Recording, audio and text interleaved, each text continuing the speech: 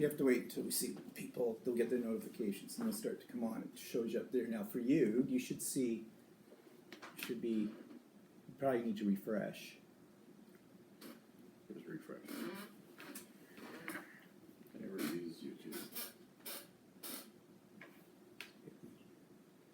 Oh, there we go.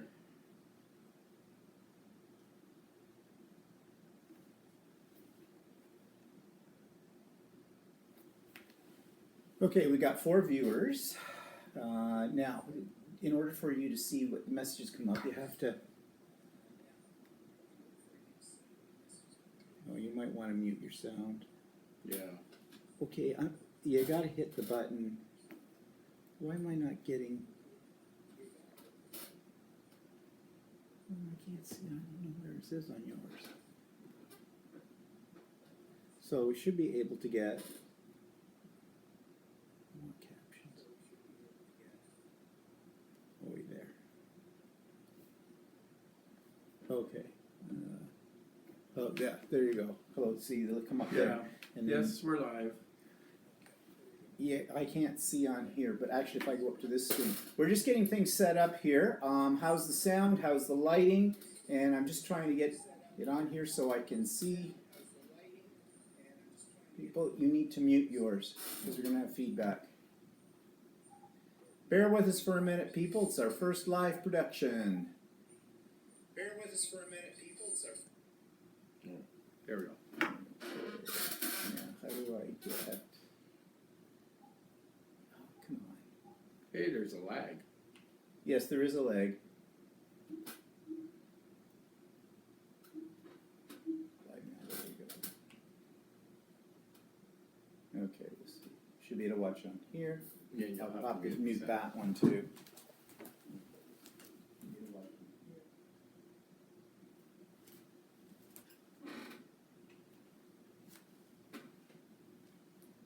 Just not sure how the... You should see things pop up. Hi, who's ever on here? See, we've got 4 people, 2 likes already. So, does anybody want to, as we wait for a few more people to join up, could you just let us know whether or not you can hear us?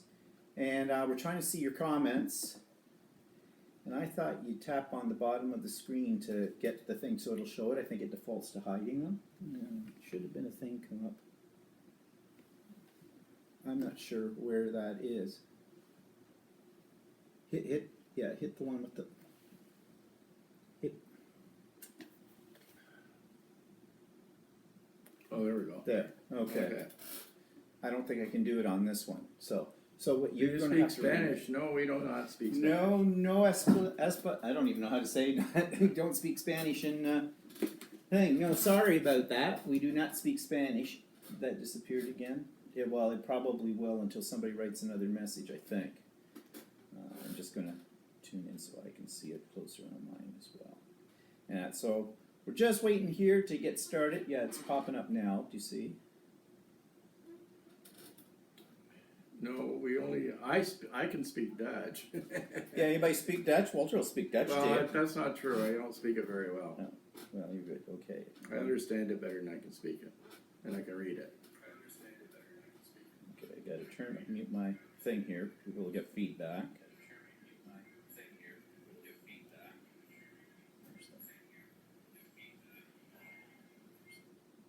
Oh, okay, and now I'm being able to see everybody too, and I'm just trying to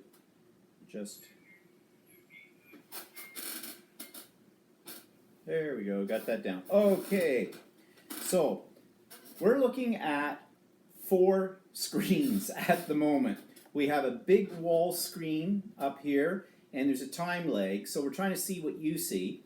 And we've had to mute everything so we don't get feedback, and should be able to follow what you say on here. Here we go. So who have we got? We've got Lindsay. Hi, Lindsay. And Angelica. Hi, Angelica. Geez, Angelica, you're in Cologne, Germany, aren't you? This must be kind of on the late side for you there, like probably midnight? My cousin's in Germany. Yeah, what part of Germany? Near Kassel. I speak Yorkshire. Okay, good. Yeah, Ian, it's not that complex, but when you're doing it for the first time, we've got some bugs to work out. Oh, and Sophia says I follow you. Yeah, thank you. You must speak Spanish, and we don't, right, Sophia? Probably. So how many people do we have watching us right now? We've got 4. And 4 likes. Okay. So we haven't got a lot of people here, but it may catch up. So how's the sound? Oh, somebody said, "Where are you?" Oh, where are we? We're in Oshawa, which is just outside of, just east of Toronto, Canada, and that's where we are. Yeah. Angelique says that it is 12:15 in the morning. Boy, you're a late nighter, aren't you? Well, she's like me. Yeah, she's like you. Is it something to do with people with European backgrounds? I don't know. I'd usually be in bed by now. Sophia's in South America. Okay. Well, no Okay, wonder you that's speak why I Spanish. speak. Yeah. Hello, and who said hello there? That was Hayes. In Argentina, Summit. In Argentina too. So can you actually see when things cut? To see them. Sometimes it's You have to hit it again. Yeah, It okay. pauses out. I don't know if there's a setting that keeps it going or what. I don't see. I'm playing with the settings here, but I'm not getting it. 2 a.m. for us, night artists. Oh, for Ian. Ian, you're in Yorkshire, right? See, if you drag your finger. It popped up. Yeah, but it'll start to fade out. Yeah. You just drag. Sorry about the technical problems here. We're trying to learn this, but you see, when it fades, Yeah, well. if you just put your finger on the screen and Yeah, drag okay, up, okay. it'll come back. Okay, so how many people we've got on here now, according to this thing? Jeez, I can't see. 8. Hey, oh, that's bad. We just doubled the number. So, okay, I'm sure other people may start Florida. to join us. Oh, Florida's here. Deborah's from Florida. Oh, are you okay in Florida? How's things there with the hurricane and everything? Amazing your jobs. Okay. Actually, I don't have a job. I'm retired, and he's about to retire. End of next week, he retires. Correct. But I do have, I'm already lying in bed with my tablet, and it's fun watching you. Okay. That almost sounds filthy. Lindsay Hall is here from the UK. Alrighty, so. I should look at the screen. Yeah, I'm going to have to stop looking here at the screen. Oops, I just turned on, okay, speaker. All good, thank you, she says, from Florida, I believe. Oh, Ian says it's your power setting on your photo that needs to be changed. Your power setting on your photo. I don't know, Ian, I understand that. It's your power setting on your photo. Oh, it must be a timeout thing to keep it on, but I'm not sure. Well, I'll have to look into that a little bit further. Phone, sorry. Oh, okay. You mean the where it turns everything down? Oh, okay. All right. Walter, talk to the people. I'm just going to adjust this for a second and Hi. see. Yeah, real chatty Kathy. I'm there. not a big chatter. Yeah, well, you will be. Have another drink. We're drinking champagne, people. We just started, so we haven't had anything yet. No, we haven't had much of that yet because we've been trying to get this up and going. And thank you for bearing with us. This will get better, I promise, I hope. Okay, display and brightness. Do I do that? And I should auto lock 3 minutes. Turn that never. I wonder if that's it. Would it be the auto lock that we're talking about, Ian? Finland. Oh, we have Finland. Yes. We've been to Finland. Yes, we've been. We've been to Finland. We were on a cruise that took us to Finland. I'm just looking here to see what else. Well, I don't know what else. It's beginning to appear on that one, too. Oh, well, it should. Yeah. But I don't know why it's taking it longer. Okay, so how many people we got now? We're up to 10. Yay. Hey. We're growing. Okay, so just let me get back into this. Oh, here, if we hold it this way. Oh. That might be better. Oh, no, it's going up here now. Well, maybe they'll stay. I don't know. Okay, drink up, Walter, Deborah says. Melly Art. Hi, Stephen Waddle. Good night that's from Finland. Yep. And, okay. I'm having a rough time here with this. Maybe if I leave my phone up that way, I can see better. Maybe it won't. Okay, people. Sorry about that. Let's get started. It's 11 people on here already. So this is Welcome to Live with Stephen and Walter. And I'm not going to promise you we're going to be technologically free of trouble tonight because this is our first time doing an actual live chat. Now, if you were following me this week, you'll know that I was doing some test live chats just with me in preparation for this. So it's going to take a while longer. Ian says it should give you options for how long you keep the screen up. Well, no, the screen's up all the time. It's just that the comments are disappearing all the time. But I find if I turn my phone sideways like this, then I see everybody. If I turn it the other way and I just get the view, I have to put my finger on it. So I'll keep mine up like this, and we'll see what happens. Okay, so I asked people if they wanted to send us some questions or whatnot, because last time when we did the little chat we had last week, but it wasn't live, we just were making it up as we went along, and so I got a lot of questions,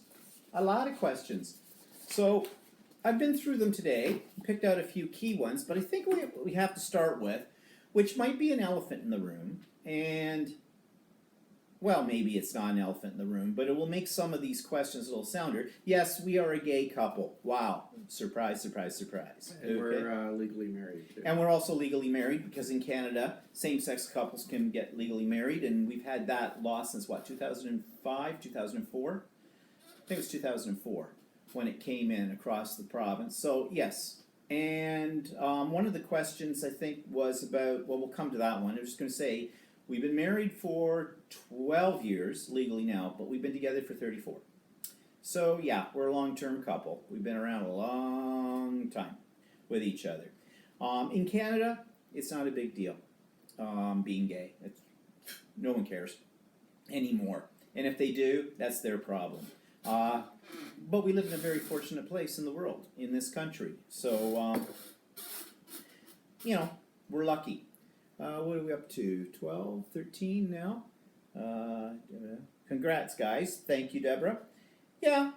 So somebody asked, speaking of that, they wanted to know how we met. Well, it was last century. It said 34 years. 34 years ago, yeah. Yeah. There's something flying around in here. That was before YouTube and before the internet. Yep. There wasn't any internet. There wasn't, not internet for us as we know it today. Well, we didn't have access to it then. So we met the old-fashioned way. You used to be able to put in a personal ad, singles wanting to meet singles, in one of the local newspapers. So that's how we met. We met through an ad. Angelica says, you're lucky over there. Here it's just becoming legal to marry for gay people. Yeah, eventually it'll probably be legal all around the world, but there are some countries in the world, because of, cultural, religious beliefs, things like that, where it may still take a little time to get that accepted. I don't know what the fear is. Well, actually, when we got together, we never ever imagined that we could get married. So no, it wasn't even in our radar. We never even considered it. We didn't think about it. And then when they finally legalized it in Canada, I kind of said to Walter, if we got married, we could ask for money. Because we don't need china, and we don't need silverware, and we don't need glassware, because we have all that stuff at that point, we'd been together for 22 years. We didn't need any of that stuff. And we'd been to a lot of our friends' weddings, and they were all straight people. So I figured it was kind of payback time, right? So if we got married, and then we could put in a hardwood floor, rip up the carpeting and put in a hardwood floor. It was actually a bit of a joke when we started to discuss this, but then as we got thinking about it, we thought, well, why not? Why shouldn't we get married? Because there were certain things still in this country that if you were not a married couple, legally, there could be problems. So we thought, what the heck? Let's get married and it's payback time, invite all the straight people to the wedding. So we did. It was a Friday night wedding. It was a cocktail sort of reception. We got married in the same hall where we had the reception. We got married by a Unitarian minister because Walter is an agnostic and I'm a born-again agnostic. So what I mean by that, there's a whole thing on there. I used to be Presbyterian. I used to be a Presbyterian, okay? And No, he's not. No, I'm not a Presbyterian, but that's a discussion for another That time takes a because while. that's really long and involved, and I don't know you people that well yet to tell you that story, right? So anyways, we had that. We made it into a big party. We had door prizes for people. A lot of our friends that were there donated certain things to the wedding. Like one of our friends was a master baker. She taught baking.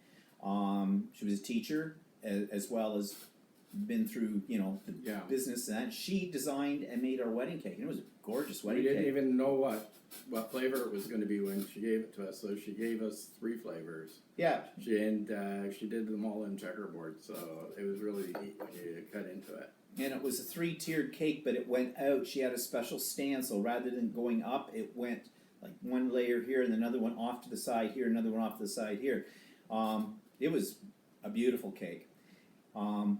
Friends of ours were DJs as well, so they donated their time and their service, and they're no longer a couple, unfortunately. Oh, what do you know? The phone rings right now. And if it's not anybody important, I'm not answering it, and it's not telling me who it is. So. Call from up. Oh, no. No. Go away. It figures, it's dinner time here, and you get these stupid calls, and this is somebody looking for donation for clothes for a local charity, and there's about 4 different charities that call you on a regular basis. That will stop. And they call me 2 times a week. Yeah, I don't go through clothes that quick. Really. I mean, we do give to them, but not every week. But anyways, so what was I talking about? Getting married. Yeah. So it was a big party, and there were door prizes, and we had a lot of fun, and that was it. Game over. And then we were supposed to go to Disney World, right? And I got an ear, week before we got married or so, my eustachian tube in my ear plugged up. I have a little problem with that every now and then. And I had to go to a specialist, and I said, well, can I fly? And he goes, it's funny because, okay, I'm not being racist, but he was a Chinese background. He goes, oh no, you don't fly, your head blow up real big. Oh yeah, make horrible mess all over plane. Stewardess be crying. So I said, I guess we can't go. So we didn't go. No, we went later. But we canceled it. We Thank God canceled for it. cancellation insurance. yeah, we always have cancellation insurance when you travel. So anyways, we got married, and yeah, the rest is history from that. So we're perfectly legal, and the next question people will ask, did you ever think of having kids? Yes, I've thought of having kids, only if they're on a barbecue and they're done, well done. Yeah, and I used to be a teacher. Yeah, that's probably why I've never wanted kids, really. I've never really thought about it. I thought about it when I was younger, but never really. I figured we wouldn't be allowed to have them at one point. So by the time we were allowed to have them, we were too old. Yeah, we're past our childbearing years. We've gone through the change. Okay? So I don't really think I can handle a kid running around.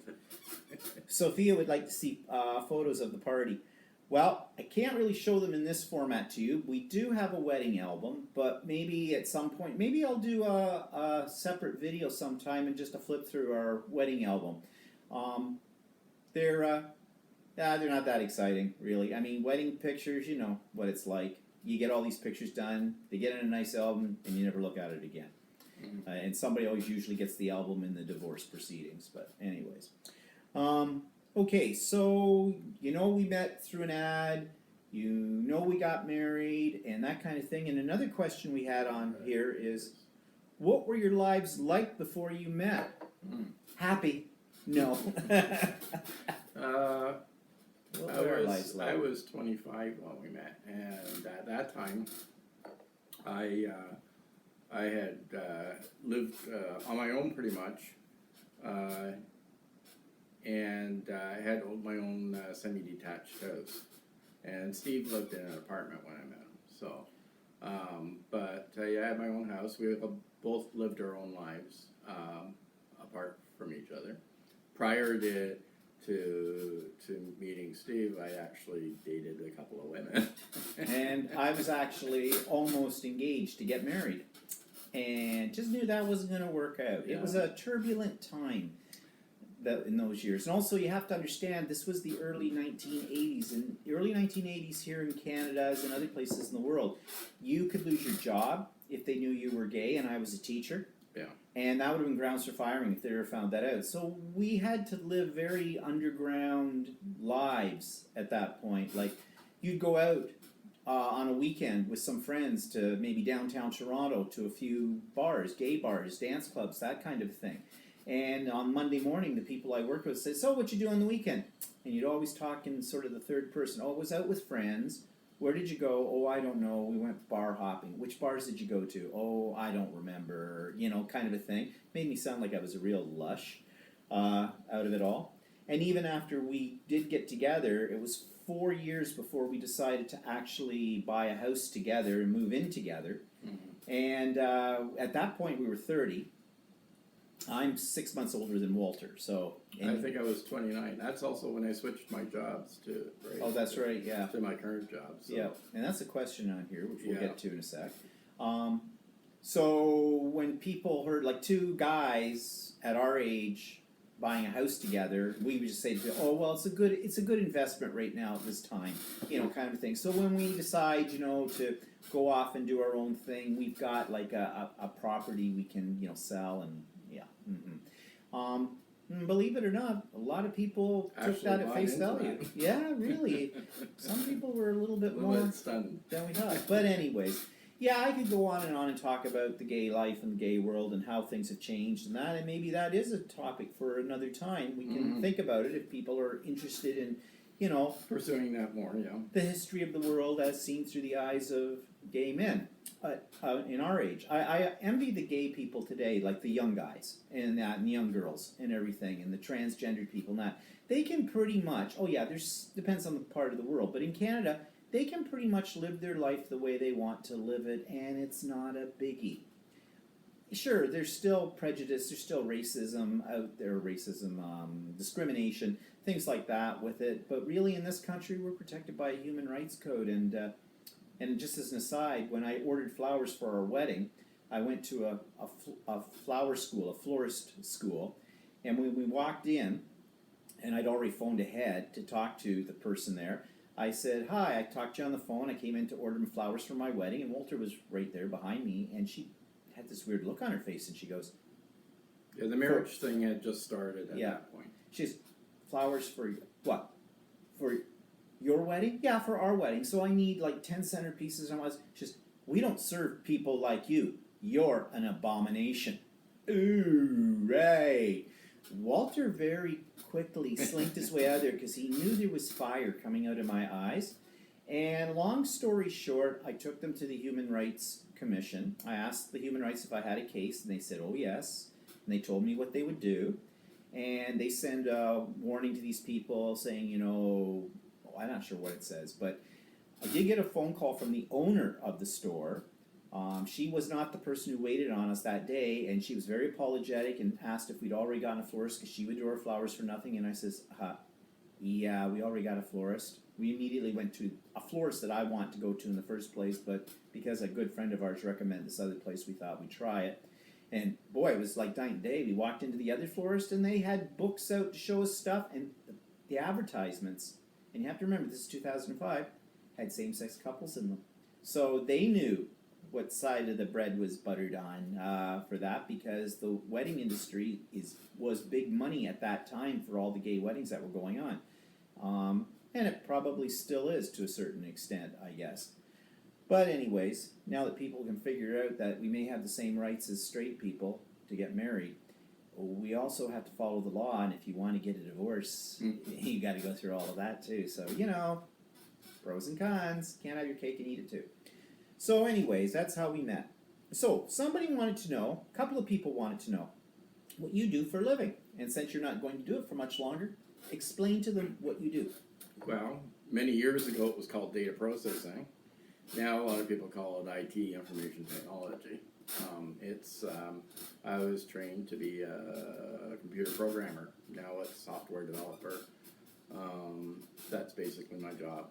I used to work for 9 years at an insurance company called Aetna Canada, which is an offshoot of Aetna in the United States. And so I did software development for them there. And then I landed a job that was in downtown Toronto, so I commuted from Oshawa to Toronto.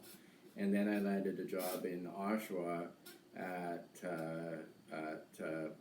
provincial government office. And I've been there more or less ever since. We're not technically, the company went from provincial government to a publicly funded nonprofit corporation, but it's still basically the same job in the same department. And I've been working there ever since. So that switch was 30 years ago in August. So I'm retiring after 30 years from that company. So, and I don't plan to do any software development when I leave. But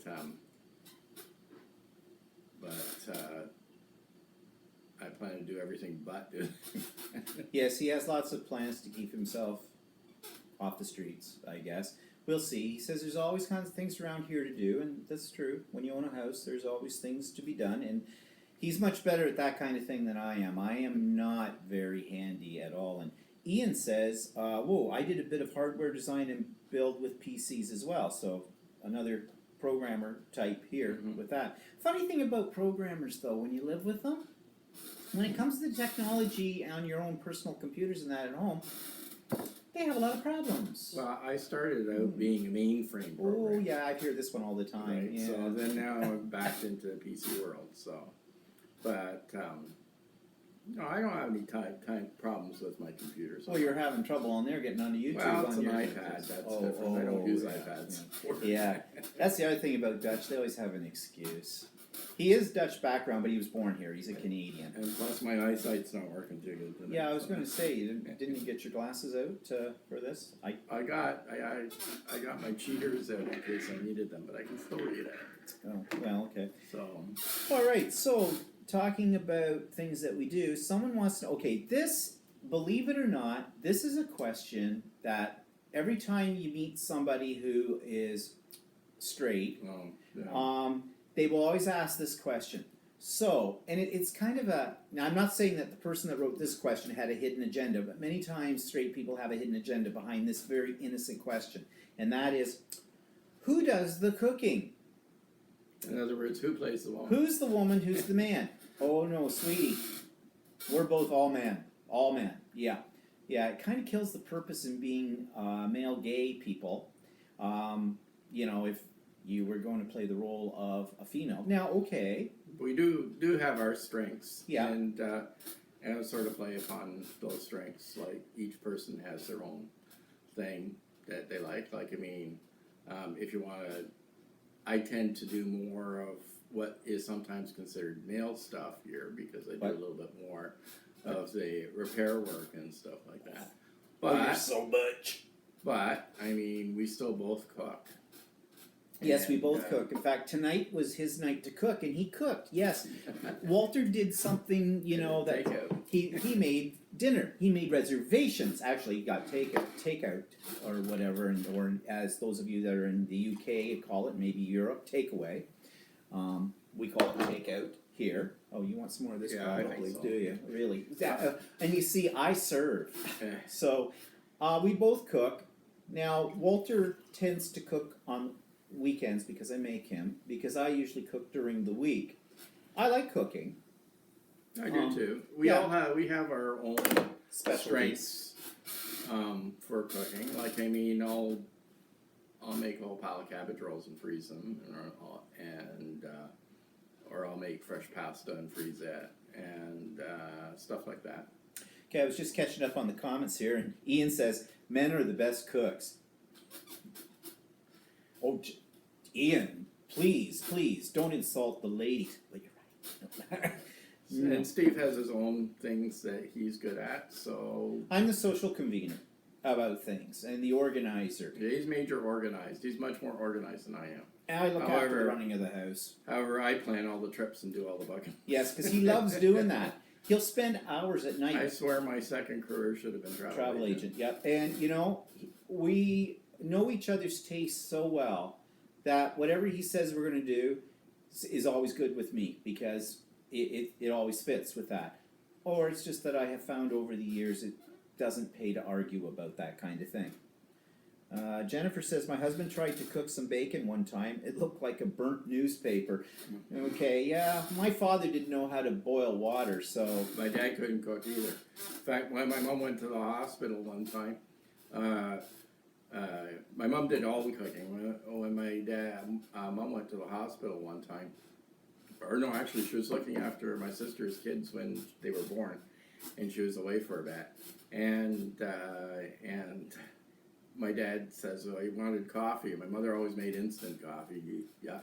But anyway, he had to boil water. So I said, well, I'll just put the kettle on. And I'll put water in the kettle and I'll put the kettle on. But he filled, for 1 cup of coffee, he filled the kettle right to the brim. So it took forever to boil. And then he burned it. And so I ended up emptying half the water and helping him out with that. So. Yeah, I'm just looking at some of the messages as they scroll by here to see if they... Deborah said she'd love to see some of Walter's stained glass. Yeah, you know what I am, what I'm into, like my crafting stuff, you know, all that kind of stuff. Walter does stained glass, and you can see Walter's stained glass. I did a video about maybe a year ago, actually probably less than a year ago. It's in my back videos on YouTube, but you can see all of Walter's stained glass creations. We have them in the windows, we have lamps, we have his biggest project to date has been his Tiffany lamp that is in this kitchen, but in order for me to show that to you, I'd have to like do major rearranging of the stuff that we're broadcasting on. So, but that's in the video too. So if you just look for the video, you'll find all the stuff he does. Or maybe in a future broadcast we'll take him on a tour. Yeah, or something like that, right? A live tour of our house. That if you would like that idea, let us know. We can do that too sometime.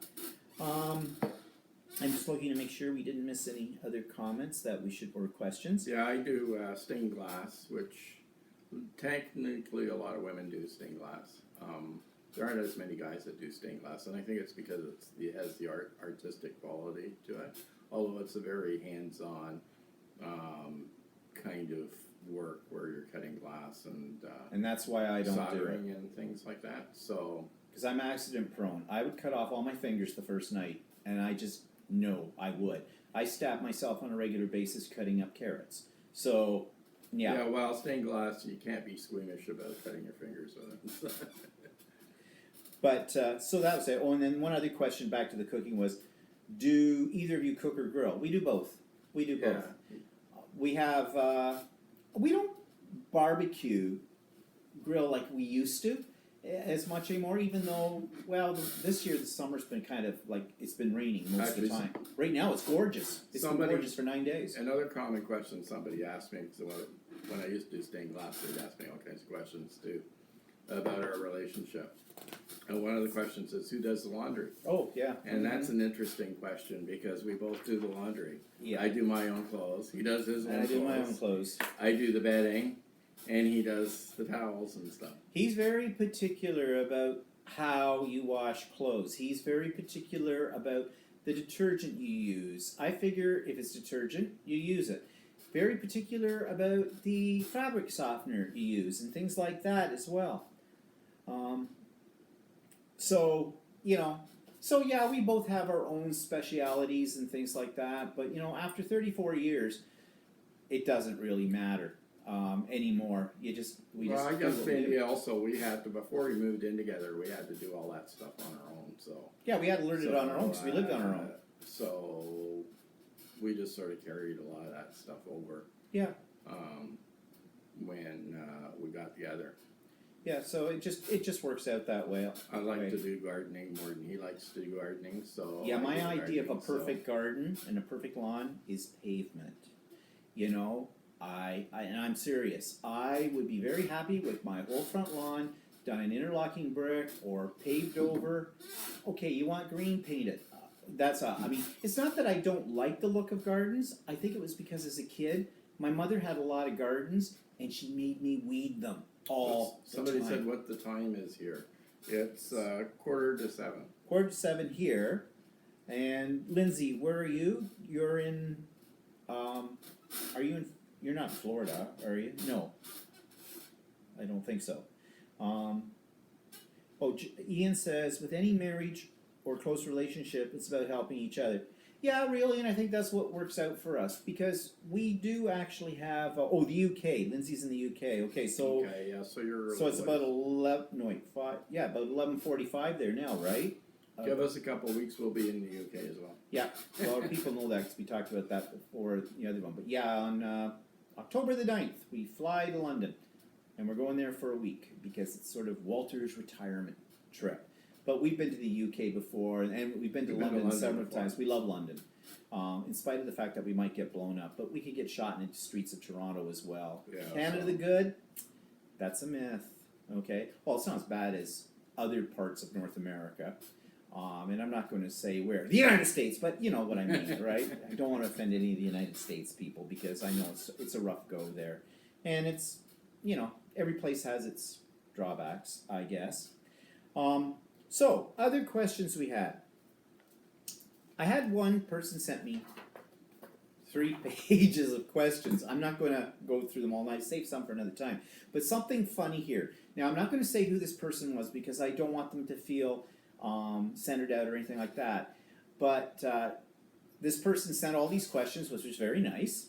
And then I got an email yesterday, I think, from this person saying, oh, there's one question I thought about later that I don't think I should have asked.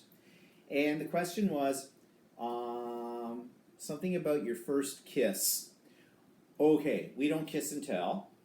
We don't kiss, but I mean, we just don't kiss and tell. But I think the reason she probably thought that that question was inappropriate because,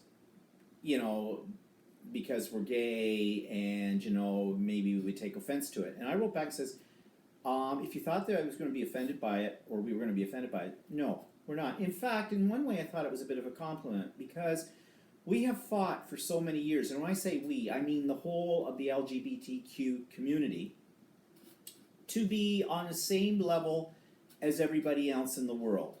I don't want to use the word normal because I don't know what normal is. Nobody does, whatever that is. Everybody has their different standards for what normal is for them. But to be asked about something, because people ask straight people about that, you hear couples talk and that, oh, when was your first kiss and things like that. It's an innocent question, really. About that kind of thing. So I felt it was a bit of a compliment because you're treating us the same way as you would treat any other couple in a relationship. But I don't kiss and tell. So, anyways. But there's some other things here like, let's see. Oh, what was your favorite subject in school? What was your favorite subject in school? Mine, I know. Well, I can tell you what subject I didn't like. What? English. Sacrilege! That's not true. It was history. I didn't care. Oh, sacrilege again. Yeah, well, anyway, so what was my favorite subject in school? Probably math. Yeah, I could see that. Math. Well, my favorite subject was not English in school. It was my second favorite subject, and though I ended up being an English teacher and I took a degree in English literature as well, and I love what I took my degree in, that was that subject. But my favorite was history. I still love history. I just couldn't, when I decided to become a teacher, I just didn't think I would be too excited teaching history because, in a sense, to me, at the time, this is probably all wrong, and I have many friends that are history teachers, it just seemed boring to teach it. To learn it's one thing, but if you're teaching the same thing over and over, whereas English changes.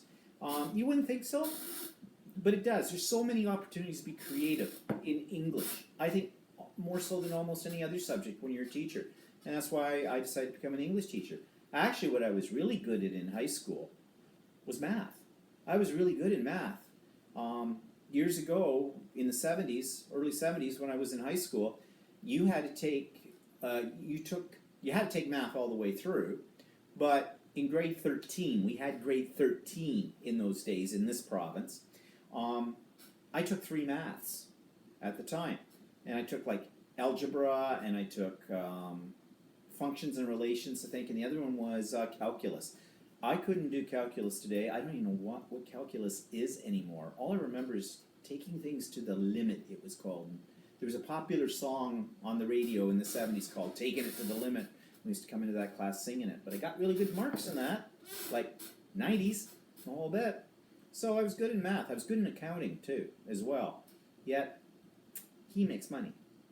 He can make money on the stock market. We're not rich by any stretch of the imagination. But he doesn't like me. He doesn't like to tell me what stock he's buying because I'll buy the same stock and it'll go down. He says so. He won't tell me. I'm a jinx. But if I tell him to buy something and then I know it'll go down like crazy. Yeah. How are we doing? Oh, we have 11 people. Okay. Well, we're losing them or bringing them. I don't know. Yeah, I don't know. Well, this is a niche. This is a niche. First time out. I didn't expect millions. In fact, I think 11 is pretty good. Anybody else? No, that's what I've been checking here. Ian says mulled by Rackham. I'm not sure what that means. Jennifer says, we know we live here. Okay, I'm not sure what that is. That might be the response to the United States. It might have been, yeah. Whatever, okay. I feel sorry for Americans right now. You know, like, Americans get a really rough go of it from other countries in the world. You know, the stereotype is there.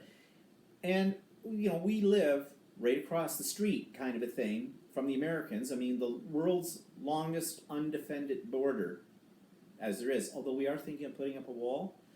I mean, I really feel sorry for, right now, the presidency that's there and the whole bit.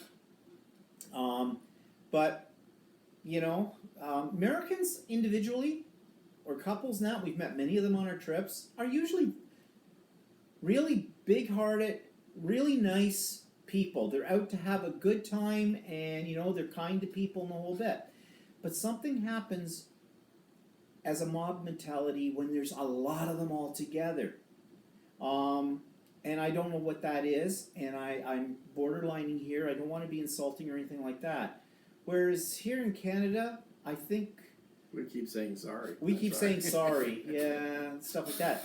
But I don't think we're really that friendly of people in Canada. Like, well, not that we're unfriendly. We're a bit cold. We're a bit wary, I think. But we are such a mixed of cultures too. I mean, geez. I know guys in the bars years ago used to call it something like stand and stare. Stand and stare, things like that. I don't know, like because everybody seemed unapproachable, I guess. Yeah, and Ian says here. Oh, he says mauled by a raccoon means raccoon. Sorry, did you get mauled by a raccoon, Ian? Oh my God, I thought that. And you're not even in Canada. I mean, mauling's a regular thing for us. I went down last night to open up the hot tub in our patio underneath, and we did have a family of squirrels living down there at one point, and Walter wanted to get rid of them, and I said, you're not getting rid of them, they got babies. And they moved out, but something else is down there, and it's wrapping. It's leaving a trail. I meant to go out there and look today, but I didn't have it. And I don't know what it is, but there was something else here I noticed.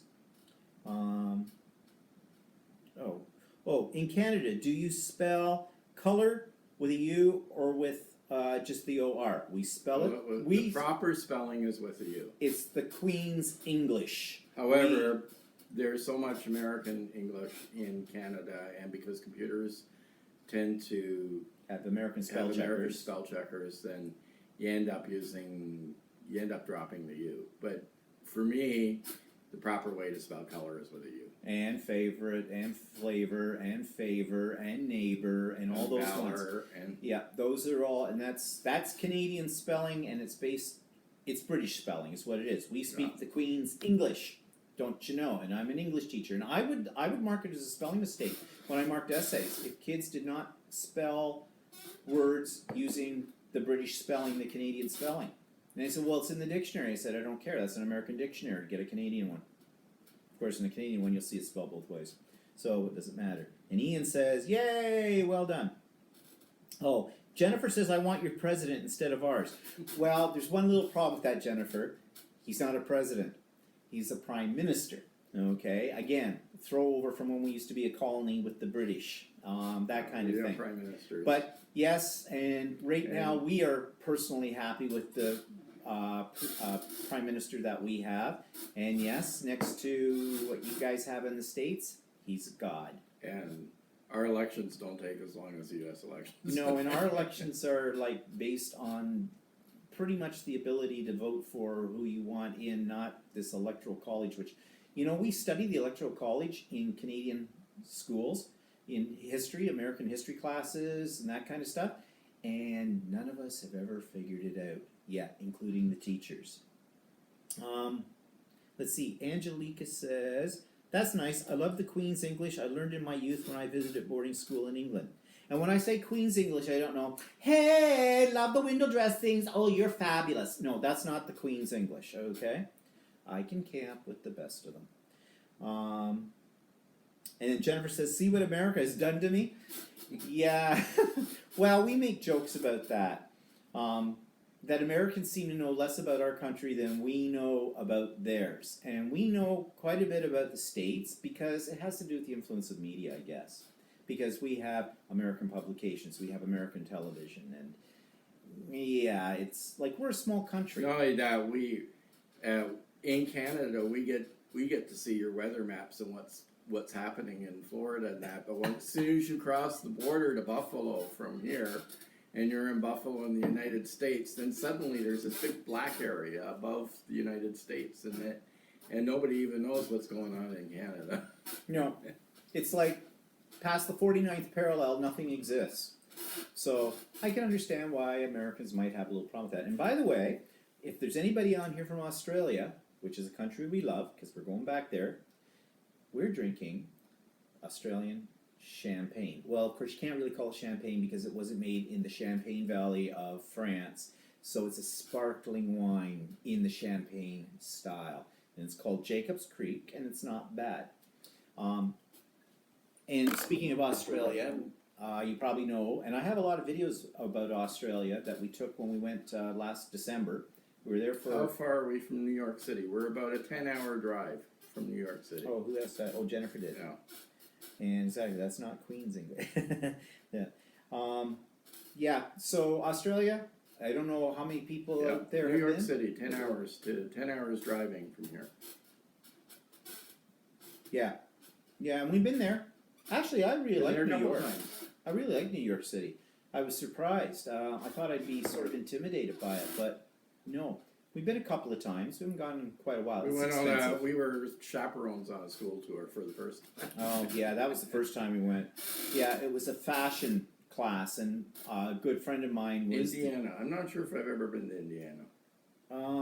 We may have been through it, We may have driven through it, but that's... on the way, but we've never really technically been there. No. Yeah, we went to New York City on this school trip, and they needed a male chaperone because it was a girls' class, a couple of girls' classes in fashion, but they had one boy that was going too. So my friend who was teaching those classes, she was taking her husband, and I said, "Can I take Walter?" And she goes, "Sure." So we went to New York, and that was our introduction. But we said we'd like to go back to New York when we don't have, 35 teenagers with us on that kind of thing. So. Ian says, let's all get together and make the world pink again. No thanks, I don't like pink. Actually, I'm not that fond of pink, but if it's a nice teal or blue, I'm in. Yeah, so what's another question on here? What's your least favorite household chore? We don't have any because we have a housekeeper. Well, not every day. Every other week she comes in and cleans the place from top to bottom. Was it our favorite or least favorite? What's your least favorite household chore? That's a good question. Well, mine's cleaning, but I'm such a neat freak that I will still do it. I mean, I can't. We are cleanly, but we still clean stuff. We're very neat people.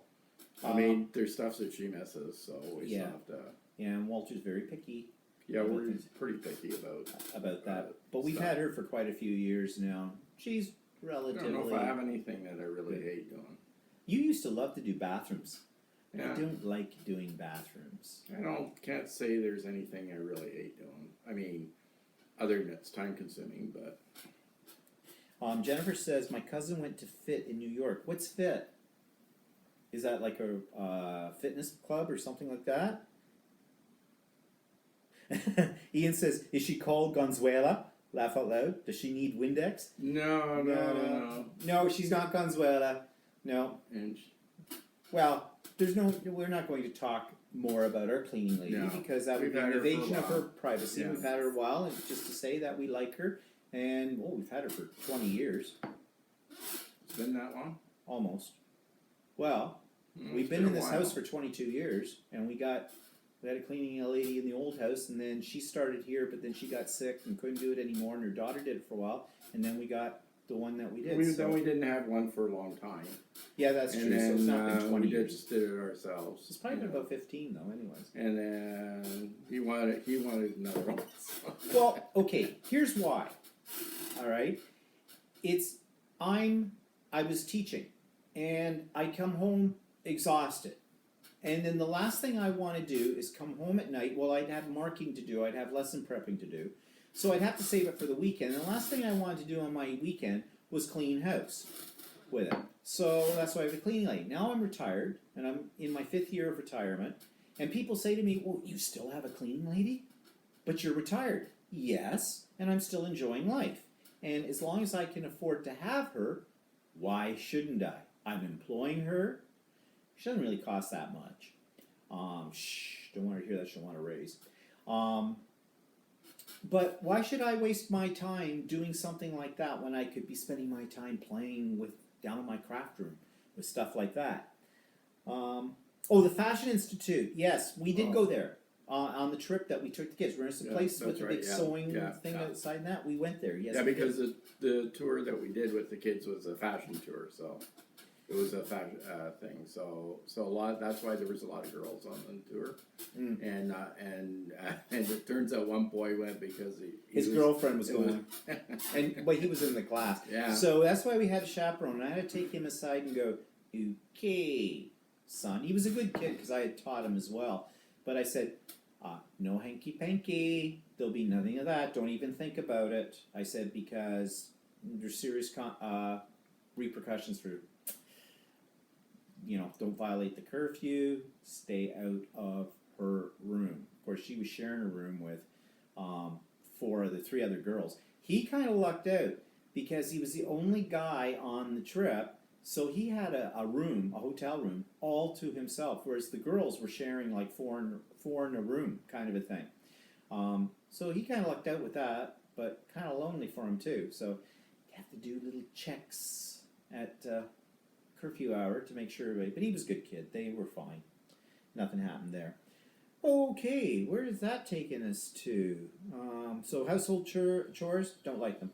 There's one other thing I saw about somewhere somebody asked about phobias. Oh, yeah, phobias. Well, hello from Germany. This is from, I'm not sure how to say your name, maybe Walter can, YVI? Eve? Evie? Ivy? I'm not sure. Sorry. I'm not sure how to say it with that. A lot of vowels. But anyways, there's more. I can't read your phone, so. Oh, well, there's phobias. Yeah, okay. Well, there are It's just like Eve. Eve. Oh, okay. Okay, got it. Thank you. Yeah, I am afraid of small enclosed spaces. Walter is afraid of heights. Now here is a good one. Okay. Do you know what the CN Tower is in Toronto? It's our biggest freestanding tower. It used to be the tallest one, tallest building, but it's not anymore in the world. Well, you can go up to the top of that, and they have something called the Skywalk, and you can go out and hang over the edge. You're all strapped in. You're wearing a jumpsuit kind of a thing. It's really cool. I'm not bothered by heights, so I did it. Walter, well, actually, he entered a contest and won it. And I went with them, and they offered it to me. And I said, I'll stay inside and watch from inside. I'm not doing that. Yeah. It was really cool to do it. But here's the thing. Before I went up the tower, you're in the bottom of the tower, and you're in a special room, and you have to take off any jewelry, anything that's loose. It goes into a locker. They lock it up, and they put this jumpsuit on you, or you get into the jumpsuit. I almost didn't make the experience because the jumpsuit was tight fitting. Anything that clings to me, I have a panic attack. I get claustrophobic. And this one woman was looking at me as I'm getting into this thing, and she says, "You're going white. Are you okay?" And I said, "I'm fine." I said, "I'm claustrophobic. I'll just get a grip because I'm not missing out on this opportunity." And I was fine once I got over it. But we went to Ireland and we did the Kiss the Blarney Stone. Kiss the Blarney Stone, which is at the top. What's that castle called? Blarney Castle. Yeah, Blarney Castle. Maybe that's it. Yeah, I think. I don't Anyways, know. I don't know. I can't remember what it's called. But you go up to the top of this castle, and the castle's in ruins, to get to the Blarney Stone. Right. And you had to go up in these turrets. And they were very small and one-way traffic only. And every so often there was a little alcove off to the side. Walter went ahead of me. Luckily we were there first thing in the morning, so there wasn't many people there. But I was claustrophobic. And I can't stand it. So I would let him go ahead of me and tell me, "Okay, are you up at the next opening into a little alcove?" And he'd go, "Yes." And I'd run up those stairs and stick my head in the alcove so I could breathe, because literally I'll stop breathing with that. We finally get right to the top, and then Walter's... Then I'm freaking out. He's freaking out because it looked right over the battlements. He didn't kiss the Blarney Stone because they... There's no, they hang you upside down, and you got to stick your head out the wall. There's no way I'm doing it. But yeah, so he didn't ever kiss the Blarney Stone. However, there are things that I've done that are like challenge my height fear of heights. Oh yeah. And last year when we were in Australia, I did do the Harbour Bridge climb. I was a little uptight about it. That I was thinking actually it didn't bother me that much. You're kind of strapped in, and the actual where you're walking up the arch, there you can't. The problem I have is when you're looking straight down. It bothers me, but it was actually not bad, and I'd do it again. I think. Yeah, it was good. It's when I'm not strapped. Actually, the thing that really gets me for that is if I'm on, especially a building, a high building, and I can't walk out onto a glass balcony, and on a regular balcony I can walk out, but I get really I get what do you call it, dizzy or what. Actually, what happens is I have this unusually strong urge to jump, and that scares the crap out of me. So that's I have an incredible urge to push him over. No, not really. Maybe that's where his phobia comes I know from. it's weird. Yeah, I've read that before, that people get this urge to jump, and you know you can't, and you know what will happen if you do that. Yeah, it's called splat. So so I get really scared. But if I'm strapped in, or I'm in an airplane or something like that, I don't have any problem looking out of an airplane. And if I'm strapped in, I'm usually okay. How many people do we have right now? I'm staring at. Oh, down to 8. Okay. Well, it's a select group. Yeah. Okay, so what other questions do we have on here? Oh, what are you really good at? I still haven't figured out what you're really good at. What are you really good at? I don't know. I'm good at a few things. What? Name one. What are you really good at? Like, I mean, is it, some people say that as if it's a sport or something. Yeah. I'm not good at any sports. Well, what I'm really good at is organizing. I mean, Yeah. I am kind of anally retentive. I when it guess I'm comes to really that. good at travel planning, doing our travel plans. You're good at other things. Yeah, like you're good at being able to figure out how to engineer certain things to build them and put them up. Yeah, I do I that. can't do that. I can't hammer a nail in straight, no pun intended on there on any level. I will, so something about Germany abroad? Where? Somebody put in something about Germany and abroad or something. Whereabouts do you live in Germany? I live in a city called Rosenheim. Rosenheim yes, very far, like almost through the whole country, kind of far. I can see you have a German name. Are you in Germany? Do you live abroad? That's what they said. So they're not talking to us. They're talking to each other. So fine. Yeah. That's good. Ian says it's more than I got in my first live video, too. He said that he got in his. Yeah, I know. It's a niche thing, I think, Ian. Really. I held off for the longest time doing live broadcasts. I mean, I watched live broadcasts, and actually I kind of like to watch people's live broadcasts because it feels like you're kind of there with them, you know. But I've held off doing it because, well, what if nobody tuned in? Oh, there goes your ego right out the window. But anyways, what do we got here? This question, I have a quick answer to it. Where do you see yourself in 5 years? Alive. Okay, I'm planning to stay alive for that. Have no idea. Wherever. I'm not sure. We love to travel. We don't. Well, we'll still, if we're still alive, we'll still be together. Yeah. Well, but I can't see ever separating from him. We've been together for so long, and naturally we're so used to each other. Yeah, no one else would put up with us, really. No, I know. I mean, and we stopped having fights years ago. So. And in the gay world, we are old meat. Okay, I can tell you this right now.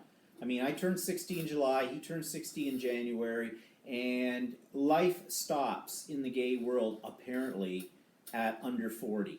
You hit 40, you might as well be 100, which is kind of sad. It's very youth oriented. Well, you know what I always say, life is wasted on the young, that's for sure. So what piece of technology could you not live without? Well, I know that immediately. I could not live without my computers. Mm-hmm. I have to have my computers. Yeah. Our whole house is wired. I couldn't probably live without good chat. for a long time lived without cell phone. Because or I always had basic service. In fact, right now I have an iPhone 6, and that's the first really nice phone that I've had. So I'm really cheap, and I don't want to spend a lot of money for that stuff. Actually, he's not cheap. He will spend money on stuff, but he does all the research. That's something you're really good at. Mm-hmm. Walter will spend hours and hours researching products, services, the whole bit. Yeah, whereas it's like I'm gullible. Booking hotels when we're abroad. Yeah. I'll spend. We used to go through a travel agent all the time, and really the last couple of trips now, I've started doing them more on my own because I'd end up telling the travel agent what hotels I wanted to stay in, right? So because I would do all the research. The last time we went to our travel agent that we've been dealing with for years basically screwed us around. He should be retired. He was in retirement mode. He used to be really good, but the last couple of trips. It's like, I mean, he takes his time to get back to us, and then so by the time he gets back to us, stuff that I was looking at is no longer available, and then or the prices are a lot higher, and then booking hotels, it's where do you want to stay? So I give them where we want to stay, and then it ended up costing me more than if I booked it myself. So. Now we're getting some people making some comments here about that question about what they couldn't live without. Ian says he couldn't live without his DSLR camera, and Lindsay says my art and craft things. Well, yeah, that's the other thing I couldn't live without is as well with those. And Angelica says she likes researching too, so that's good. So we've got some commonality there. This is a good question, especially for Walter. Would you rather get out of bed very early or stay up very late? Yeah. Stay up very late. That's me.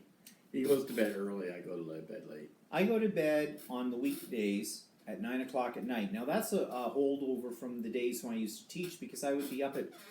There were times when I was getting up at 4 and 4:30 in the morning to get ready to go to school, and I'd like to be at school for about 6:30. And I arrive at work at 9:30. Yeah, and he arrives in the next room next to the bedroom because. Well, no, that's when I'm working. When I'm working from home, I actually get to get on early, like before 9.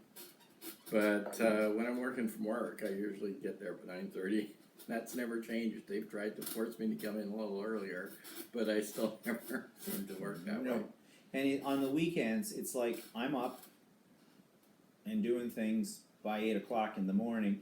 He's still in bed, and I'm going, are you getting up anytime soon? You've just, like, it's noon kind of a thing. See, in my way of thinking, I'm a morning person. I get my most work done, I'm most productive in the mornings. By about 2 o'clock in the afternoon, it's snoozy time for me. For me, I'm the other way around. I am terrible first thing in the morning. If I go into work first thing in the morning, don't ask me a question.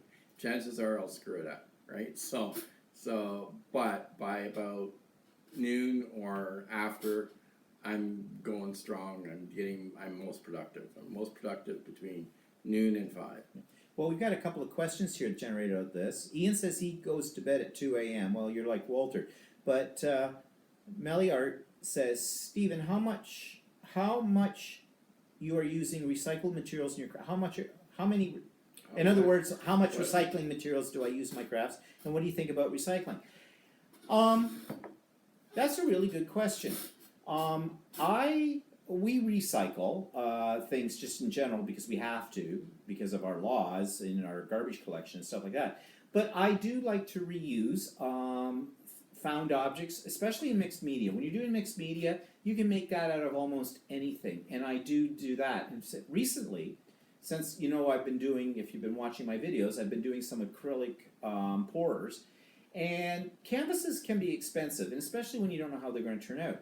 So I've been going to Value Village, which is a charity store, a thrift store, and buying up these cheap canvases. They're actually ones, people buy them for home decor, and they've got like a gross-looking flower or some kid with big eyes on them, or an animal, pussycat, whatever.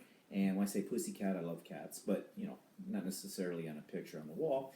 And I buy them for like a couple of bucks a piece, depending on the size. I get some really good deals on them, and I just gesso over them, and I use them as my canvases for these kind of things.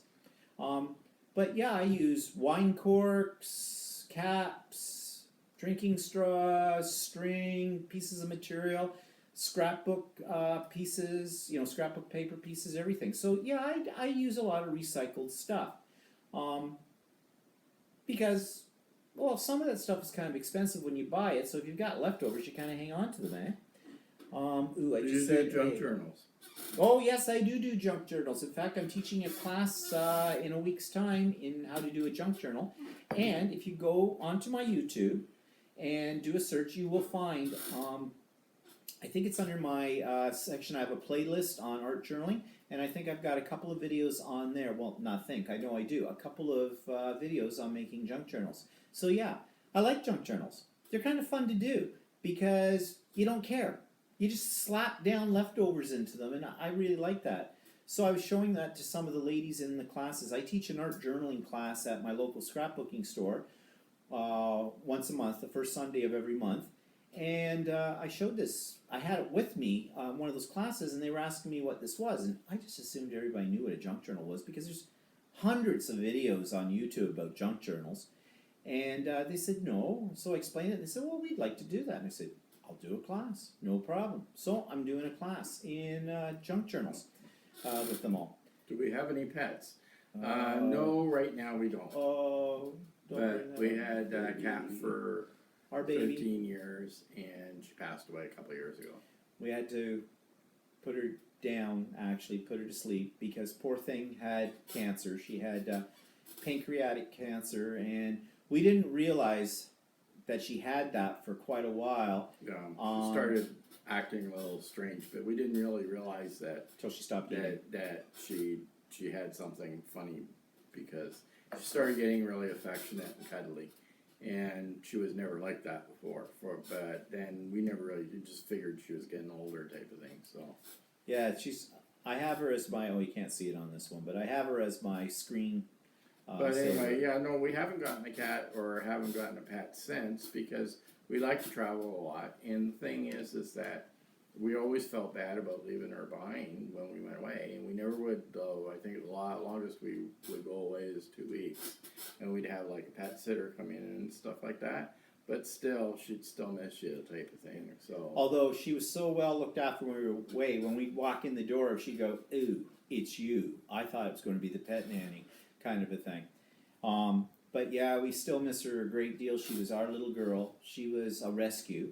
Well, I'm considering I didn't want a cat in the first place. No, and I grew up with a cat. And when I was a but kid. actually, I had preconceived notion of what cats were like, because my mother didn't like cats, and so that's one of the reasons I never really wanted a cat. But actually, once we got her, actually she was great, and I did all the I did all the not so nice chores with her because I got to Yes. brush her all the time because she was long hair, and She was white. and she loved getting brushed because yeah. I would show her the brush and she'd come try. Well, she come trotting right in, And, up on the bed, ready to be brushed. and I would brush her almost every day. Yep. And then I'd also clip her nails. Yeah, I didn't do that. She had all her nails. Yeah. So. And we never had her declawed. When we first got her, I was going to have her declawed. Then I investigated it and found out that what they do is horrible. They actually, if we were a human being declawed, they amputate at the first knuckle in your finger. And I thought that was just a process where they could remove the nail.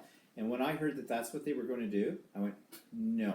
And she never ever destroyed anything with her claws. No, mind actually, you, she had 3 scratching posts. Well, the only thing she did destroy was the waterbed. Oh, well, that was the first night we got her. She was still young. And We were swimming. We were, okay, did someone have an accident? No, it's a little wet. And she had her little claws. They were like little needles. And they had gotten stuck in the waterbed, so we had a slow ooze. So Walter patched it, and while it was drying, it takes about 24 hours, we slept in the guest bedroom. Oh, that was so cute, because Kitty was between us and her little head on the pillow. Oh, and her name was Cleo. She was a princess. And, yeah. But anyway, she did it again. We said, okay, time to get a mattress. Yeah, So. yeah, get a real mattress again. Well, I was sort of done with the 80s style waterbed thing anyway, so.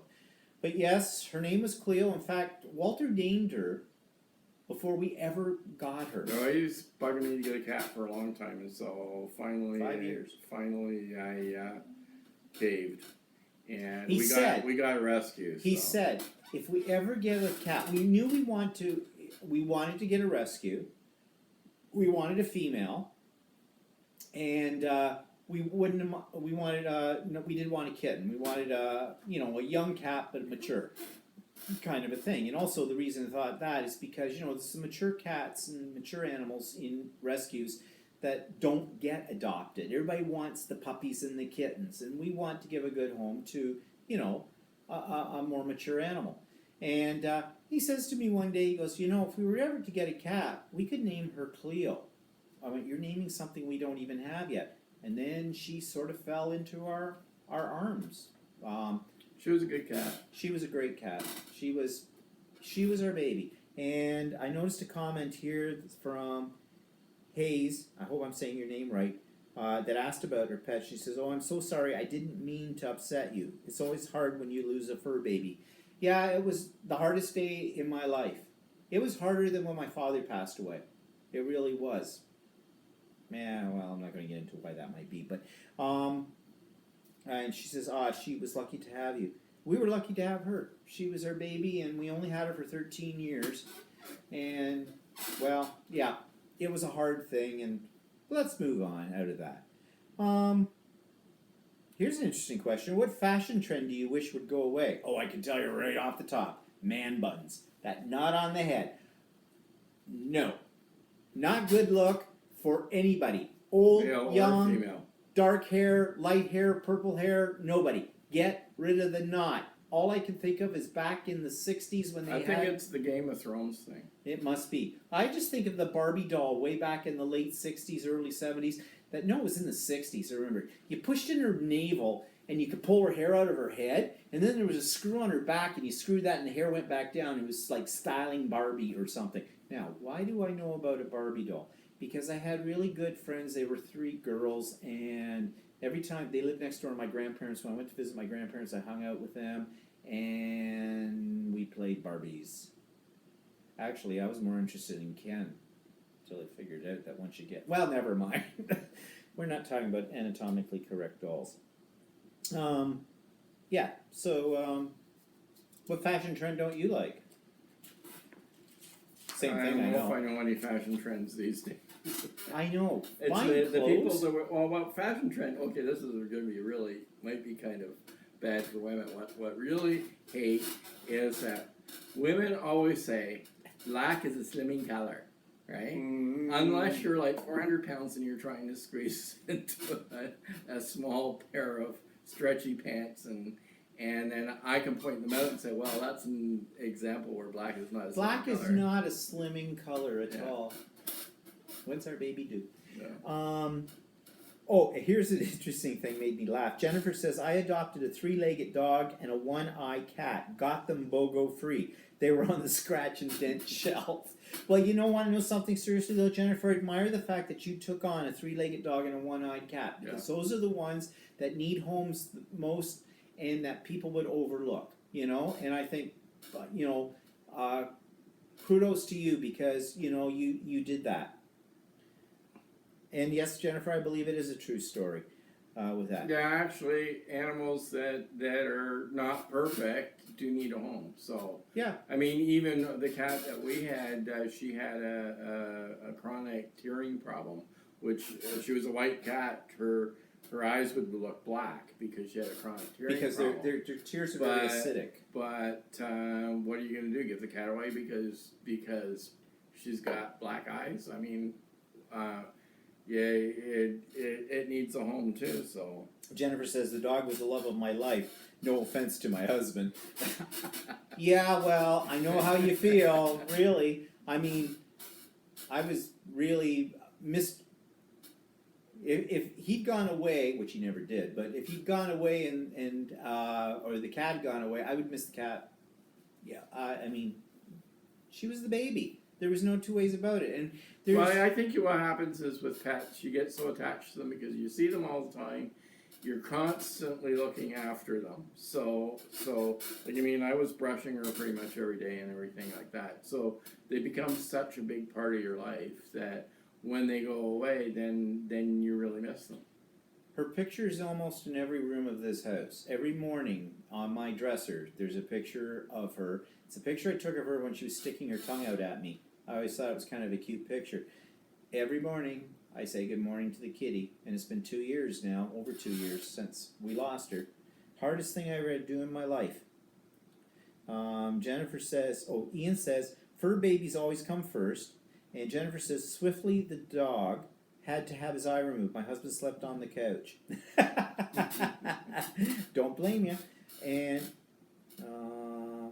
there wasn't enough room for all three of us. Yes, Kitty always slept in our bed, especially in the winter. She actually slept under the bed more in the summer because it was cooler there. But in the wintertime, she was snuggled right up, and she would sleep usually on top of me or on him, whatever, because she wanted the body heat in the whole bed. And it's funny how you can get adjusted to curving your body in such a way to accommodate the cat, really. But, yep, she was a baby. Enough about her. Bringing up sad memories. Oh, so are you usually early or late? Good question. We are always early. When we're invited to somebody's place, yeah. We try to purposely be fashionably a little later, and we can't do it. For us, fashionably late is if they say it's at 6 o'clock, we'll show up at 6:05. All our friends always say, we have a bunch of teachers we hang around with that we do like the dinner. One time one person has dinner, next time another person has a dinner. And they always try and figure out when we're going to be, how soon we're going to be. We're going to be really late. Are we still broadcasting? I don't know. For some reason it went. Yeah, there we go. Yeah, so actually we have a problem with time when it comes to that too. Anyways, like we're both paranoid about being late for anything. Like, I mean, even when we go to take a trip somewhere, and our travel agent used to say, oh, well, yeah, you can arrive like an hour and a half before the flight or something like that. Well, we're always at the airport at least 3 hours in advance. It doesn't matter whether it's domestic flight or international flight. We're always there like 3 hours in advance. But the other problem we have too is, which is related to this, is that when we go to a restaurant, we both eat incredibly fast. We always have. And so you can go to a restaurant, a nice restaurant, and this day and age, when you go to certain nice restaurants, like we like the Keg, and we go there, well, they have team serving. So, bang, once they get your order, it's, here's your salad, there's your dinner, there's your whatever, your coffee, bye, you're gone. We could be out of the Keg in 20 minutes. In 20 minutes, and we have been. And when you're dropping like $200 on a meal, you might want to make it last. So we have learned tricks. So what we do now, like at a place like the Keg, when they come and they take our order, if we order an appetizer, we won't put in our order for anything else. We'll wait till the appetizer comes, and then we'll get a salad, and we'll say, we don't want you to put our order into the kitchen until you've come to get our salad plates, and we'll lengthen it out because they want to rush you through. Even in nicer restaurants, they want to rush you through because they're doing volume sales, and really, it's an event, so let's do it. We used to go out a lot for dinner. We don't so much anymore. Yeah, we don't so much anymore. We're retired. No. Yeah, and let's see, what's we got? Chat. Ian says dressing up is Ewok. That never a good look, but I have Ewok prejudice. Okay, Ian. Once again, I'm not sure if your spell checker's kicking in here or exactly what it is you mean. Dressing up as an Ewok. I know what an Ewok is. It's from Star Wars. Never a good look, but I have Ewok prejudices. Okay, you're being funny, aren't you, Ian? Okay, you've got a wicked sense of humor. It takes me a minute to think about it. I admire that. Well, there's one other. There is, and I don't think this person is on tonight. I don't see him. But he always has some very interesting comments about my videos that are very thought-provoking. And here's one. Is there a synergy when two creative people are in the household? What types of influence do you give each other? That's interesting. That's it. But yeah, it is an interesting. It's a deep question. Synergy. All right. Yes, there is a synergy between the two of us. If you mean that two things coming from opposite, or not necessarily opposite, but two things coming from different areas converge to create something new, then yes, there is a synergy between us. Because we are not alike. No. We are very different people from each other when people first meet us. Like a lot of people think I'm very, very much the social extrovert, and they think he's very reserved and introvert. And actually, if the truth be known, it's almost the other way around. I had to learn to be more extroverted because of the nature of what I did for a living. I mean, I was up in front of people all the time doing things. So I had to learn to get over being shy about doing that. Whereas I always was very shy. It wasn't really until after I turned 40 that I began to get a little bit more out of my shell. So no, I think it might have been my influence. yeah, I think it was his influence. Yeah. I think he pushed me into stuff that I would never have done before, and like doing these videos. If I was under 40, I probably go as it is right now. I'm going. But I think see people that makes Walter more interesting to people because that's that reserve kind of a thing. Because I've always heard people say, "Never know how to take Walter. He seems very reserved and quiet." And I said, "Yeah, Well, get a couple of drinks into him." Yeah, well, people complain that I never smile, so.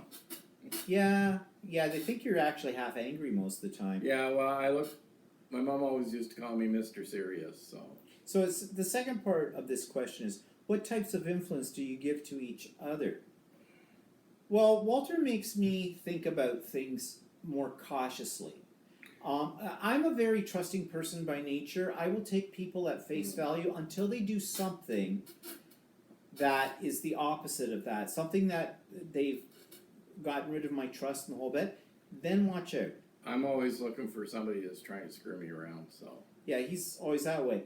Whereas I don't know. I think you already said how influenced I'm you. sort of like skeptical whether somebody's trying to do you a favor or something. I'm kind of skeptical whether they're actually being honest about it or they're trying something else. So I mean, that's just the way I am. Yeah. And the other thing is, over the years, one thing that I've done is encouraged him to do certain things that he didn't think he could do, and like That's in true. his job and stuff That's like true. that.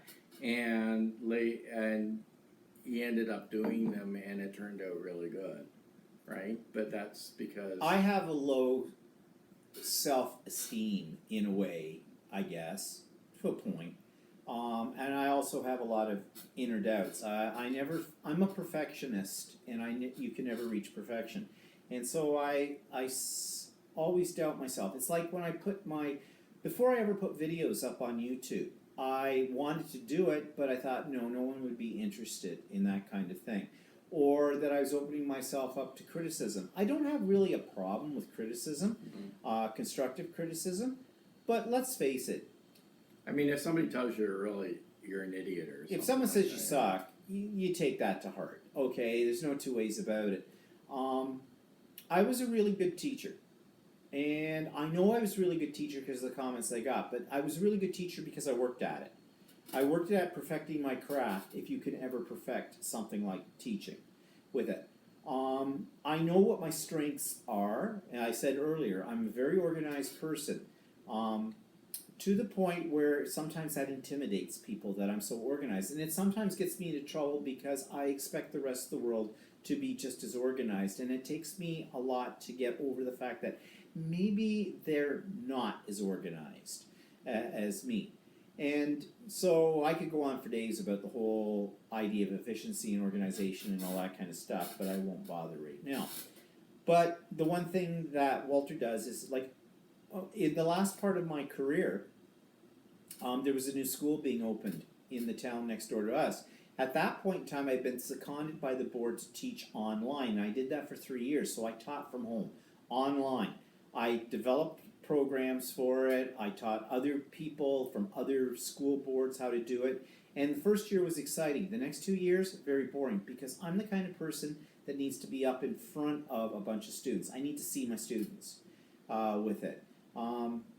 Educators are 75% entertainer, 25% educator. If you're going to get across something, you have to do a certain amount of entertainment. At least that's the way I was trained as a teacher, and I learned that over the years. I couldn't do that when I was teaching online. Well, a new school was opening up, and there was a headship, and I had been a head of the English department at my school before that, and I wasn't going to apply for it, though. I said, I don't know, they won't take me because it's all political and whatnot, and this, and he says, no, I think you should go for it because you're not happy doing this. And he worked on me a little bit, and I went for it, and I got it, and I loved it. My last 8 years of teaching at that new school were the best, for so many different reasons, but I'm really glad that I listened to him, and I did that. And he does this to me all the time. But I think I influence him too. He goes, oh, I don't want to do this. Just get out there and do it like this.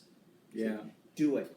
Actually, I'm a little more comfortable tonight than I was last week. Well, we've almost finished the bottle of champagne, Yeah, so well, probably that's part of it. So what do we got here? When two creative minds come together, Ian says it can be used to bounce ideas off each other. And we do that all the time.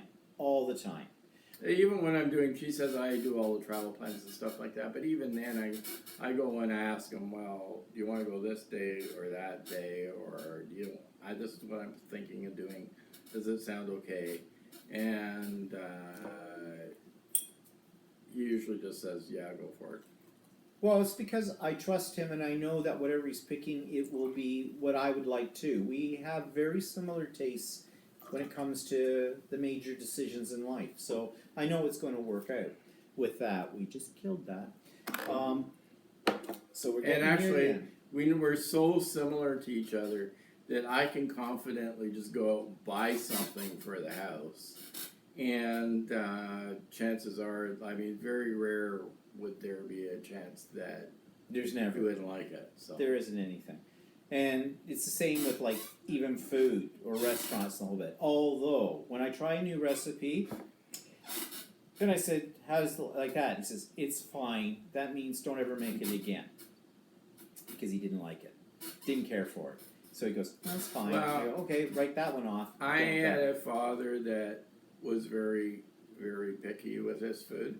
And my mother cooked all the time, and I always felt bad for my mother when she cooked something and he didn't like it.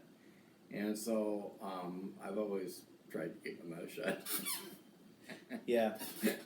If it's something I didn't like, if I really hated it, then I tried to influence him not to do it again. In my family, someone could serve you something and it could be, and so I don't say a bad word on YouTube, it could be poop. we would put it in our mouth and go, this is lovely. Ain't that nice? Kind of a thing. That was just how I was raised on the kind of things like that. But no, Although behind their back, I would just it's just name them from the seams to the chops. It's just that I always felt really bad for my mother when she went to all the trouble of making my dad something, and then he didn't like it, and he would literally take his plate and shove it in front of him and say, "I'm not eating that stuff." Yeah, your father was a little like So, your father was scary. I didn't know him for that long because he passed away early. I mean, it didn't happen very often, but it did happen a couple of times. And Lindsay says, "Thank you, Lindsay. You're good at doing YouTube videos." Well, thank you. I'm glad you like them. One thing about you doing YouTube videos is I don't edit them. Really, very seldom do I do any edit. You get what you get. It's just like doing them live, and it's laziness on my part. I can't be bothered spending hours and hours doing like fancy fade-ins and fancy fade-outs and captions and the whole bit. I think it's because he was a teacher. He used to have to stand in front of a classroom all the time and I had to do it off the cuff. So he didn't have to. His performance is sort of the same. So you can tell when he does his videos that they're not edited. If he makes a mistake, he will just sort of come back and tell you. And Ian says, "I'm dyslexic and found doing English at school extremely hard, but now I love learning about the meaning and the history of words." Yes, and you want to know something though? I hated grammar when I was in school myself, going to school, and I hated teaching it. But as I got older, I fell more in love with the language and how the language is constructed. And this is a good story because I use this a lot. Walter got me a birthday card one year. And there's two women on the birthday card sitting at a bar having a drink. And one says to the other one, "Where's your party at?" And the other one says, "Don't end a sentence with a preposition." You open it up inside. The other one says, "Where's your birthday at, bitch?" So I would use that. I made that. I scanned it into my computer, made it into a PowerPoint as part of my stuff that I would teach senior kids that are going off to university, actually. I would have to do basic grammar with them. And I would use that to teach them not to end a sentence with a preposition. So guess what I would get? This is not a lie. I would tell them, "I do not want to see you finish a sentence that you've ended with a preposition by putting the word bitch at the end of it in your formal essay. It's not appropriate in anything when you do that." Guess what they did? What some of them did. And the thing was, they weren't trying to be funny. They really thought they probably didn't understand. All they heard was in their head, "Don't end a sentence with a preposition, fix it with bitch." Go figure. Oh, I have a million of those kind of stories. Eve says, "Yes, Stephen, you must be an excellent teacher, I'm sure, because you are so good at explaining stuff. It's so easy for me to follow you." Well, thank you, Eve. That's really nice of you to say. That's actually... Okay, I am very good at explaining things. But that was a learned skill, okay? And I spent a long time perfecting that skill as well. It's part of my organization of things. And it came out of the fact that I can't stand it when I go to something and somebody up in front is rattling on about something you're supposed to do and I didn't understand it. I mean, everybody's had teachers like that in school where they've taken a concept and you don't understand it. Like, think of math classes, things like that. I was fortunate. I had a lot of good teachers when I was in high school. It's one reason why I became a teacher, because of their influence. And they could explain things really well. And I learned from them about the art of explaining things. And yeah, so thank you for that compliment. I don't teach anymore. Do I miss it? No. I did it for 31 years. I loved it when I did it. It was hard work, but I loved it. But I'm still teaching as well, though. You know that I teach classes for crafting and stuff, art journaling, and now I'm looking in and I give tours and for kids and adults at our local art gallery. You've heard me talk about that. Walter's a gallery attendant. I got him involved in that. I get to tell him not Don't touch that. Don't touch that. Chop you off with the fingers. And I think I look mean enough that'll scare the crap out of him, right?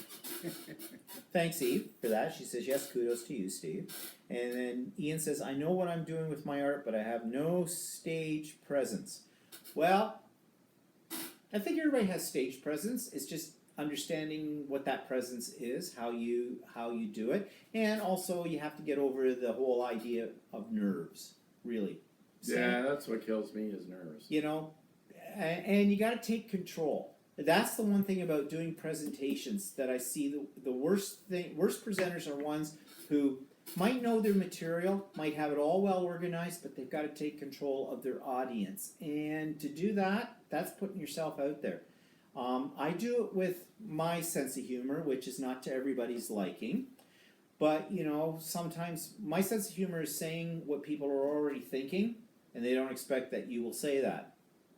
You know, I started this video tonight going, well, let's address the elephant in the room. We're gay. Kind of a thing. Not that that's going to shock any of you people, but... Yeah, well, you got two guys doing a video. Yeah, I know. Yeah, and teaching us well. Okay. So anyways, that was a pile of stuff tonight, and this is run now for... Whoa! I think this is a new record for one of my videos that goes up. An hour and a half with it. So, this has been great. Tune in next week. We'll do something else again. If you've got questions, you've got topics, you've got things you think we should talk about, and nothing is off limits, okay, as long as it's in the boundaries of good taste. I mean, if you ask a question, we may choose not to answer it. Yes, and we'll tell you if we don't, but we won't be offended by the question, okay? Nothing offends us. Nothing offends us. No, it really doesn't. So anyways, thank you for tuning in to this initial live broadcast, and I hope you have a really good weekend, and I'll have my regular vlog up on Monday again as well, and other videos, who knows what I'll be creating, and we'll talk to everybody next week. And oh, Ian says it's been 2 hours. Yeah. Oh, yeah, you're right, Okay. Ian. Okay, never mind. Oh, wow. That's good. I really look forward to your weekly vlogs too. Your humor and us are great, and thank you. And thank all of you, and I've got to get up off the chair now to push the button, so you're going to see my finger coming towards you, and here it comes. And everybody, have a great weekend. Bye-bye.